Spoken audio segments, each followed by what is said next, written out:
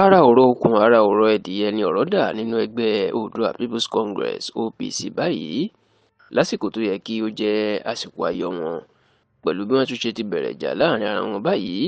tí wọ́n sì ti ń sọ̀kò ọ̀rọ̀ lu olórí ẹgbẹ́ náà tó tún jẹ́ Ààrẹ Ọ̀nà Kakanfò ilẹ̀ Yorùbá ìyún Ààrẹ Abiodun Gani Adams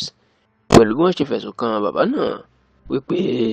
ayẹyẹ 30 ọdún tí wọ́n ti dá ẹgbẹ́ OPC sílẹ̀ ìyún 30 years anniversary tí ẹgbẹ́ OPC fẹ́ ṣe wọ́n ní kò yẹ kí Gani Adams kó máa pe àwọn èèyàn ńláńlá síbi ìpàdé náà nítorí pé kò yẹ kó ṣàjọyọ̀ nítorí pé òǹgà ló ba ẹgbẹ́ OPC jẹ́ tó dá rúkèrúdò àti àìṣọ̀kan sílẹ̀ sáàrin ara wọn. Ẹgbẹ́ OPC ìyẹn igun ti New Era ni wọ́n máa sọ̀rọ̀ yìí nípasẹ̀ agbẹnusọ wọn ọ̀gbẹ́ni Adésínà Akínpẹ̀lú nínú àtẹ̀jáde tí Adésínà Akínpẹ̀lú tó fi síta ló jẹ́ kó di mọ̀ pé Gani Adams ló fọ́ ẹgbẹ́ APC sí 4 báyìí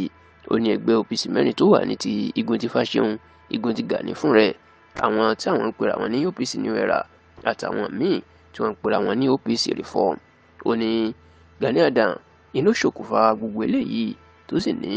bí ẹgbẹ́ OPC ṣe wá fẹ́ pé 30 ọdún báyìí wọ́n ní tí Gani Adams tó wá ń fi ìwé pè káàkiri àpò àwọn èèyàn ńláńlá láti wá bá wọn ṣàjọyọ̀ wọ́n ní kò lẹ́tọ̀ọ́ sí nítorí pé òun ló fọ́ ẹgbẹ́ àwọn àti wípé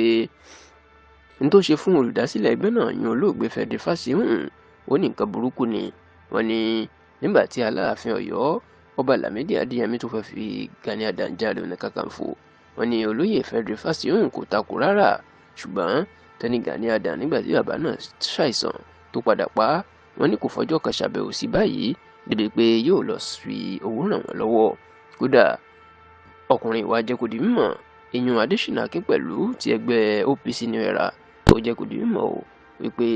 lọ́jọ́ àkọ́kọ́ nínú oṣù kẹta ọdún 1999 ní inú ilé kan tó wà ní Olúṣọ̀gà Street ní agbègbè Mùṣín ní ìpínlẹ̀ Èkó ó ní àwọn táwọn jẹ́ ọ̀dọ́ ńgbà náà nínú ẹgbẹ́ OPC làwọn ti kéde àtìlẹ́yìn àwọn fún Gani Adams lérò wípé yóò ṣe tàwọn ọ̀dọ́ yóò sì ṣe kó àwọn ọ̀dọ́ dé ilẹ̀ lérí ṣùgbọ́n tí ó ní àwọn ọmọ wípé ọ̀dàlẹ̀ ní Gani Adams ó wá tú àṣírí pé Gani Adams ó fẹ́ máa fi ayẹyẹ 30 ọdún ẹgbẹ́ OPC ó fẹ́ máa fi wọ́n gbowó ni o tó sì ní kí ẹnikẹ́ni kó má ṣe ran Gani Adams lọ́wọ́ lórí ọdún náà àti wípé bí Gani Adams yóò bá ṣayẹyẹ 30 ọdún tó ti dá OPC sílẹ̀ kí ó kọ́kọ́ lọ tọrọ àforíjì lọ́wọ́ àwọn ẹgbẹ́ OPC tó ti fọ́ sí wẹ́wẹ́ kó sì wọ́ ọ̀nà bí ó ṣe parí ìjà láàrin wọn gẹ́gẹ́ bí Ọọ̀ni Ilé-Ifẹ̀ Ọba Babátúndé Ẹnìtàn Adéyẹyè Ògúnwùsì bó ṣe gba àwọn ní ìmọ̀ràn.